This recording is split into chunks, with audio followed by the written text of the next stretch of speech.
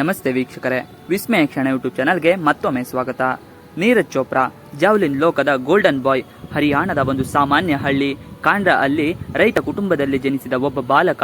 ಅವನು ಮುಂದೆ ಜಗತ್ತನ್ನೇ ಭಾರತದ ಕಡೆ ತಿರುಗಿ ನೋಡುವಂತೆ ಮಾಡಬಲ್ಲ ಎಂಬ ಕಲ್ಪನೆ ಯಾರಿಗೂ ಇರಲಿಲ್ಲ. ಆ ಬಾಲಕನೇ ಇಂದು ಇಡೀ ದೇಶಕ್ಕೆ ಹೆಮ್ಮೆಯ ಸಂಕೇತವಾಗಿರುವ ನೀರಜ್ ಚೋಪ್ರಾ. ಜಾವ್ಲಿನ್ ಥ್ರೋ ಕ್ಷೇತ್ರದಲ್ಲಿ ಭಾರತಕ್ಕೆ ಒಲಿಂಪಿಕ್ ಚಿನ್ನದ ಪದಕ ತಂದುಕೊಟ್ಟ ಮೊದಲ ಕ್ರೀಡಾಪಟು ನೀರಜ್. ಅವರ ಯಶಸ್ಸಿನ ಪಯಣ ಕೇವಲ ಕ್ರೀಡಾ ಸಾಧನೆ ಅಲ್ಲ, ಅದು ಕಠಿಣ ಪರಿಶ್ರಮ, ಛಲ ಮತ್ತು ದೃಢ ಸಂಕಲ್ಪದ ಅದ್ಭುತ ಕತೆ. ಇವತ್ತಿನ ವಿಡಿಯೋದಲ್ಲಿ ಅವರ ಜೀವನ ಚರಿತ್ರೆಯನ್ನು ತಿಳಿಯೋಣ. ವಿಡಿಯೋ ತುಂಬಾ ಇಂಟ್ರೆಸ್ಟಿಂಗ್ ಆಗಿರುತ್ತೆ, ಕೊನೆಯವರೆಗೆ ನೋಡಿ. ನೀರಜ್ ಚೋಪ್ರಾ ಅವರ ಆರಂಭಿಕ ಜೀವನ. ನೀರಜ್ ಚೋಪ್ರಾ ಡಿಸೆಂಬರ್ 24, 1997ರಂದು ಹರಿಯಾಣದ ಪಾಣಿಪತ್ ಜಿಲ್ಲೆಯ ಕಾಂಡ್ರಾ ಗ್ರಾಮದಲ್ಲಿ ಸತೀಶ್ ಕುಮಾರ್ ಮತ್ತು ಸರೋಜಾದೇವಿ ದಂಪತಿಯ ಎರಡನೆಯ ಮಗನಾಗಿ ಜನಿಸಿದರು. ಇವರ ಕುಟುಂಬವು ಕೃಷಿಯನ್ನೇ ಅವಲಂಬಿಸಿತ್ತು. ಬಾಲ್ಯದಲ್ಲಿ ನೀರಜ್ ಸ್ವಲ್ಪ ದಪ್ಪಗಿದ್ದರು. ಹಾಗಾಗಿ ಅವರ ಸ್ನೇಹಿತರು ಅವರನ್ನು ತಮಾಷೆಗಾಗಿ ಡುಮ್ಮ ಎಂದು ಕರೆಯುತ್ತಿದ್ದರು. ನೀರಜ್ ಹೆಚ್ಚಾಗುತ್ತಿದ್ದ ತೂಕವನ್ನು ನೋಡಿ ಅವರ ತಂದೆ ತೂಕ ಇಳಿಸಿಕೊಳ್ಳಲು ಕ್ರೀಡೆಯಲ್ಲಿ ತೊಡಗಿಸಿಕೊಳ್ಳಲು ಪ್ರೋತ್ಸಾಹಿಸಿದರು. ಮೊದಲಿಗೆ ನೀರಜ್ ಪಾಣಿಪತ್ನ ಶಿವಾಜಿ ಸ್ಟೇಡಿಯಂನಲ್ಲಿ ಬೆಳಗಿನ ಜಾವ ನಡೆಯುತ್ತಿದ್ದ ಜಾಗಿಂಗ್ ಮತ್ತು ವ್ಯಾಯಾಮ ಮಾಡಲು ಶುರು ಮಾಡಿದರು. ಆಗ ಅವರು ಅಲ್ಲಿಯೇ ಜಾವ್ಲಿನ್ ಎಸೆಯುತ್ತಿದ್ದ ಕೆಲವು ಕ್ರೀಡಾಪಟುಗಳನ್ನು ಗಮನಿಸಿದ್ದರು. ಕುತೂಹಲದಿಂದ ಅವರು ಒಂದು ಜಾವ್ಲಿನ್ ತೆಗೆದುಕೊಂಡು ಎಸೆದಾಗ ಅದು ಎಲ್ಲರ ನಿರೀಕ್ಷೆಗೂ ಮೀರಿ ದೂರ ಹೋಯಿತು. ನೀರಜ್ ಅವರ ಸಹಜ ಪ್ರತಿಭೆಯನ್ನು ಗುರುತಿಸಿದ ಮೊದಲ ಕೋಚ್ ಜೈವೀರ್ ಚೌಧರಿ ಅವರಿಗೆ ಜಾವ್ಲಿನ್ ಥ್ರೋ ಕ್ರೀಡೆಯನ್ನು ಗಂಭೀರವಾಗಿ ತೆಗೆದುಕೊಳ್ಳುವಂತೆ ಸಲಹೆ ನೀಡಿದ್ದರು. ಇದು ನೀರಜ್ ಅವರ ಬದುಕಿನಲ್ಲಿ ಒಂದು ಹೊಸ ತಿರುವಾಯಿತು. ಅವರಿಗೆ ಜಾವ್ಲಿನ್ ಎಸೆಯುವುದು ಸುಲಭವಾಗಿತ್ತು. ಹಾಗಾಗಿ ಅದನ್ನು ಕ್ರೀಡೆಯಾಗಿ ಆಯ್ಕೆ ಮಾಡಿಕೊಂಡು ತರಬೇತಿ ಆರಂಭವಾದ ಮೇಲೆ ಅವರು ತಮ್ಮ ಬದುಕು ಜಾವ್ಲಿನ್ನೊಂದಿಗೆ ಬೆರೆತು ಹೋಗಿದೆ ಎಂದು ಅರಿತುಕೊಂಡರು. ಕ್ರೀಡೆಯ ಬಗ್ಗೆ ಅವರಿಗಿದ್ದ ಆಸಕ್ತಿ, ಶ್ರದ್ಧೆ ಮತ್ತು ಕಠಿಣ ಪರಿಶ್ರಮ ಅವರನ್ನು ಯಶಸ್ಸಿನ ಹಾದಿಯತ್ತ ಕರೆದೊಯ್ಯಿತು. ವೃತ್ತಿಪರ ಜೀವನದ ಮಹತ್ವದ ತಿರುವುಗಳು. ನೀರಜ್ ಅವರ ವೃತ್ತಿ ಜೀವನದ ಯಶಸ್ಸಿನ ಶಿಖರವನ್ನು ಏರಲು ಅನೇಕ ಮೆಟ್ಟುಗಳನ್ನು ಹತ್ತಿರಬೇಕಾಯಿತು. 2016ರ ಜೂನಿಯರ್ ವಿಶ್ವ ದಾಖಲೆ. ಈ ವರ್ಷ ನೀರಜ್ ಅವರ ಕ್ರೀಡಾ ಜೀವನದ ದೊಡ್ಡ ತಿರುವು ಪೋಲೆಂಡ್ನ ಬೈಡೋಸ್ಕಜ್ನಲ್ಲಿ ನಡೆದ IAAF ವಿಶ್ವ ಅಂಡರ್-20 ಚಾಂಪಿಯನ್ಶಿಪ್ನಲ್ಲಿ ನೀರಜ್ 86.48 ಮೀಟರ್ಗಳಷ್ಟು ಜಾವ್ಲಿನ್ ಎಸೆದು ಚಿನ್ನದ ಪದಕ ಗೆದ್ದರು. ಇದು ಕೇವಲ ಚಿನ್ನದ ಪದಕವಾಗಿರಲಿಲ್ಲ, ಅದು ಜೂನಿಯರ್ ವಿಭಾಗದಲ್ಲಿ ಹೊಸ ವಿಶ್ವ ದಾಖಲೆಯಾಗಿತ್ತು. ಈ ಸಾಧನೆ ನೀರಜ್ ಅವರಿಗೆ ಅಂತಾರಾಷ್ಟ್ರೀಯ ಮಟ್ಟದಲ್ಲಿ ದೊಡ್ಡ ಹೆಸರು ತಂದುಕೊಟ್ಟಿತ್ತು.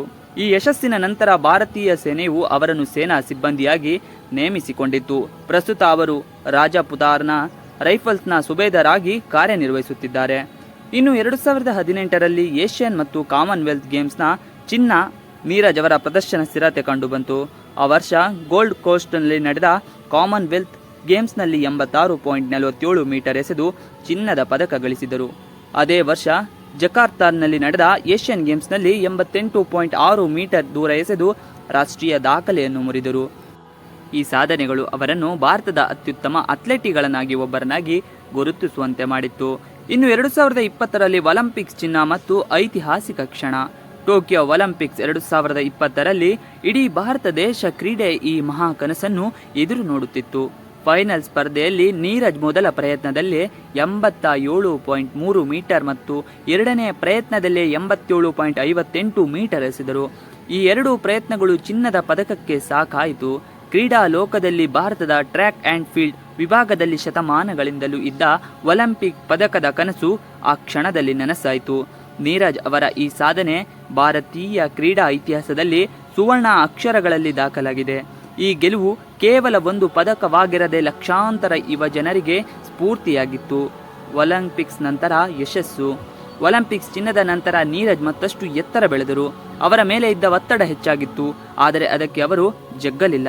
ಇನ್ನು 2022ರ ವಿಶ್ವ ಚಾಂಪಿಯನ್ಶಿಪ್ ಬೆಳ್ಳಿ ಮತ್ತು ಡೈಮಂಡ್ ಲೀಗ್ ಚಾಂಪಿಯನ್ಶಿಪ್ನಲ್ಲಿ USA ನಡೆದ ವಿಶ್ವ ಅಥ್ಲೆಟಿಕ್ ಚಾಂಪಿಯನ್ಶಿಪ್ನಲ್ಲಿ 88.13 ಮೀಟರ್ ಎಸೆದು ಬೆಳ್ಳಿ ಪದಕ ಗೆದ್ದರು. ಇದು ಭಾರತಕ್ಕೆ ಈ ಟೂರ್ನಿಯಲ್ಲಿ 19 ವರ್ಷಗಳ ನಂತರ ಸಿಕ್ಕ ಮೊದಲ ಪದಕವಾಗಿತ್ತು. ಅದೇ ವರ್ಷ ಜ್ಯೂರಿಚ್ನಲ್ಲಿ ನಡೆದ ಪ್ರತಿಷ್ಠಿತ ಡೈಮಂಡ್ ಲೀಗ್ನಲ್ಲಿ ಫೈನಲ್ಸ್ನಲ್ಲಿ ಚಾಂಪಿಯನ್ ಆಗಿ ಹೊರಹೊಮ್ಮಿದ್ದರು. ಇದು ಈ ಸಾಧನೆ ಮಾಡಿದ ಮೊದಲ ಭಾರತೀಯ ಕ್ರೀಡಾಪಟುವಾಗಿದ್ದರು. ಇನ್ನು 2023ರ ವಿಶ್ವ ಚಾಂಪಿಯನ್ಶಿಪ್ ಚಿನ್ನ. ಹಂಗೇರಿಯಲ್ಲಿ ನಡೆದ ವಿಶ್ವ ಅಥ್ಲೆಟಿಕ್ಸ್ ಚಾಂಪಿಯನ್ಶಿಪ್ನಲ್ಲಿ 88.17 ಮೀಟರ್ ಎಸೆದು ಚಿನ್ನದ ಪದಕ ಗೆದ್ದರು. ಈ ಗೆಲುವಿನೊಂದಿಗೆ ನೀರಜ್ ಚೋಪ್ರಾ ಒಲಿಂಪಿಕ್ ಮತ್ತು ವಿಶ್ವ ಚಾಂಪಿಯನ್ಶಿಪ್ ಎರಡರಲ್ಲೂ ಚಿನ್ನದ ಪದಕ ಗೆದ್ದ ವಿಶ್ವದ 3ನೇ ಜಾವ್ಲಿನ್ ಥ್ರೋವರ್ ಎಂಬ ಹೆಗ್ಗಳಿಕೆಗೆ ಪಾತ್ರವಾಗಿದ್ದರು. ಇದು ಅವರ ಕ್ರೀಡಾ ಜೀವನದ ಮತ್ತೊಂದು ಮಹತ್ವದ ಸಾಧನೆಯಾಗಿತ್ತು. ಇನ್ನು 2024ರ ಪ್ಯಾರಿಸ್ ಒಲಿಂಪಿಕ್ಸ್ನಲ್ಲಿ ಬೆಳ್ಳಿ ಪದಕ. ಪ್ಯಾರಿಸ್ ಒಲಿಂಪಿಕ್ಸ್ 2024ರಲ್ಲಿ ನೀರಜ್ ಮತ್ತೆ ಒಲಿಂಪಿಕ್ಸ್ಗೆ ಭಾರತದ ಧ್ವಜವನ್ನು ಹೊತ್ತು ಹೋದರು. ಈ ಬಾರಿ ಅವರು 89.45 ಮೀಟರ್ ಎಸೆದು ಬೆಳ್ಳಿ ಪದಕ ಗೆದ್ದರು. ಇದು ಅವರ ವೈಯಕ್ತಿಕ ಅತ್ಯುತ್ತಮ ಸಾಧನೆಯಾಗಿತ್ತು. ಜಂಟಿ ಮೊದಲ ಸ್ಥಾನದಲ್ಲಿದ್ದ ಕಾರಣ ಟೈ ಬ್ರೇಕರ್ ನಿಯಮದಿಂದ ಚಿನ್ನ ತಪ್ಪಿ ಬೆಳ್ಳಿ ಲಭಿಸಿತ್ತು. ಆದರೂ ಇದು ಒಲಿಂಪಿಕ್ಸ್ನಲ್ಲಿ ಅವರ 2ನೇ ಪದಕವಾಗಿತ್ತು ಮತ್ತು ಭಾರತೀಯ ಕ್ರೀಡಾ ಇತಿಹಾಸದಲ್ಲಿ ಮತ್ತೊಂದು ಮೈಲಿಗಲ್ಲು ಸ್ಥಾಪಿಸವಾಗಿತ್ತು. ಇನ್ನು ಇವರ ಸಾಧನೆಗಳನ್ನು ಗಮನಿಸಿ ಭಾರತ ಸರ್ಕಾರ ಪ್ರಶಸ್ತಿ ಮತ್ತು ಗೌರವಗಳು. ನೀರಜ್ ಚೋಪ್ರಾ ಅವರ ಸಾಧನೆಗಾಗಿ ಭಾರತ ಸರ್ಕಾರ ಮತ್ತು ವಿವಿಧ ಸಂಸ್ಥೆಗಳು ಅನೇಕ ಪ್ರಶಸ್ತಿಯನ್ನು ನೀಡಿ ಗೌರವಿಸಿದೆ. ಅದರಲ್ಲಿ ಮೊದಲನೇದಾಗಿ ಅರ್ಜುನ ಪ್ರಶಸ್ತಿ 2018ರಲ್ಲಿ ಕ್ರೀಡಾ ಸಾಧನೆಗಾಗಿ ನೀಡಲಾಗಿತ್ತು. ಇನ್ನು ಪರಮ ವಿಶಿಷ್ಟ ಸೇವಾ ಪದಕ 2020ರಲ್ಲಿ ಸೇನೆಯಲ್ಲಿನ ಅವರ ಸೇವೆಗಾಗಿ ಈ ಪದಕವನ್ನು ನೀಡಲಾಯಿತು. ಇನ್ನು ಮೇಜರ್ ಧ್ಯಾನ್ ಚಂದ್ ಖೇಲ್ ರತ್ನ ಪ್ರಶಸ್ತಿ 2021 ಭಾರತದ ಅತ್ಯುನ್ನತ ಕ್ರೀಡಾ ಪ್ರಶಸ್ತಿ.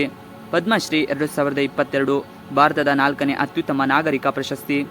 ನೀರಜ್ ಅವರ ಕತೆ ಕೇವಲ ಪದಕಗಳ ಬಗ್ಗೆ ಅಲ್ಲ, ಇದು ಒಬ್ಬ ವ್ಯಕ್ತಿ ತನ್ನ ಆಸಕ್ತಿಯನ್ನು ಗುರುತಿಸಿ ಅದಕ್ಕಾಗಿ ಸಂಪೂರ್ಣವಾಗಿ ಸಮರ್ಪಿಸಿಕೊಂಡ ಕಠಿಣ ಪರಿಶ್ರಮದಿಂದ ದೇಶದ ಹೆಮ್ಮೆಯಾಗುವ ಕತೆ.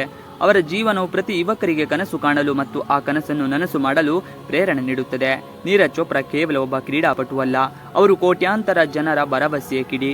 ಭಾರತದ ಕ್ರೀಡಾ ಜಗತ್ತಿನ ಗೋಲ್ಡನ್ ಬಾಯ್. ಅವರ ಬದುಕು ದೇಶಭಕ್ತಿ, ಶ್ರದ್ಧೆ ಮತ್ತು ದೃಢ ಸಂಕಲ್ಪನೆ ಅದ್ಭುತ ಉದಾಹರಣೆಯಾಗಿದೆ. ನೀರಜ್ ಚೋಪ್ರಾ ಅವರ ಯಶಸ್ಸಿನ ಹಿಂದೆ ಕಠಿಣ ಪರಿಶ್ರಮ ಮತ್ತು ತ್ಯಾಗವಿದೆ. ಜಾವ್ಲಿನ್ ಎಸೆಯುವಾಗ ಗಾಯಗಳಾಗುವುದು ಸಾಮಾನ್ಯ, ಆದರೆ ನೀರಜ್ ಗಾಯಗಳಿಂದ ಚೇತರಿಸಿಕೊಂಡು ಮತ್ತೆ ಮೈದಾನಕ್ಕೆ ಮರಳಿದರು. ಯಶಸ್ಸಿನ ನಂತರವೂ ತಮ್ಮ ತರಬೇತಿ ಮತ್ತು ಶಿಸ್ತಿನ ಜೀವನವನ್ನು ಮುಂದುವರಿಸಿದರು.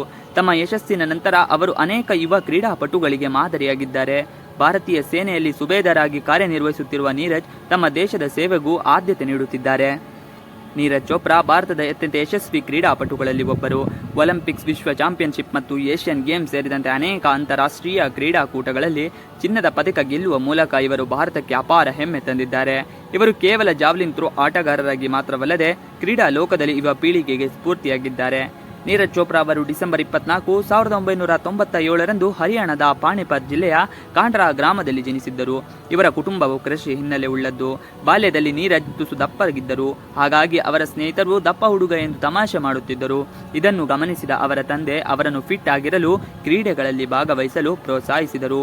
ಆರಂಭದಲ್ಲಿ ಕ್ರಿಕೆಟ್ ಆಡುತ್ತಿದ್ದ ನೀರಜ್ ನಂತರ ಜಾವ್ಲಿನ್ ಥ್ರೋನತ್ತ ಗಮನ ಹರಿಸಿದರು. ಪಾಣಿಪತ್ ಕ್ರೀಡಾಂಗಣದಲ್ಲಿ ಭೇಟಿ ನೀಡಿದಾಗ ಅಲ್ಲಿ ಜಾವ್ಲಿನ್ ಎಸೆತದ ಅಭ್ಯಾಸವನ್ನು ನೋಡಿದ ನೀರಜ್ಗೆ ಈ ಕ್ರೀಡೆಯ ಬಗ್ಗೆ ಆಸಕ್ತಿ ಮೂಡಿತ್ತು.